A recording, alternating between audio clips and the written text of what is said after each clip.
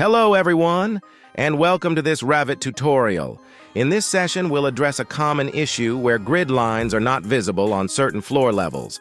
If you find value in today's content, don't forget to subscribe to our channel for more helpful tutorials. Also, give this video a thumbs up if you're enjoying it, and share it with your peers who might benefit. Now, let's dive into the tutorial. Firstly, we've created 7 floor levels and established grids along the X and Y axes. However, when we navigate to different levels, we notice that some grid lines are missing.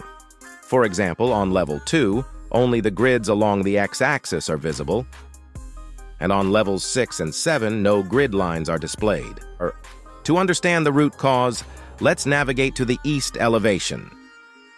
Here we observe that certain grid lines are not intersecting with levels 6 and 7, causing them to be excluded from those levels. To resolve this, we'll go back to the east elevation and manually adjust the grids to intersect with levels 6 and 7. By dragging the grids, we ensure they cut through these levels. Let's make these adjustments. Now that we've made the adjustments, let's check the floor plans of levels 6 and 7. As expected, the missing grid lines should now be visible. To ensure consistency, we'll navigate to the north elevation and repeat the process. By dragging the grids to intersect with levels 6 and 7, we'll guarantee that all grid lines are correctly displayed.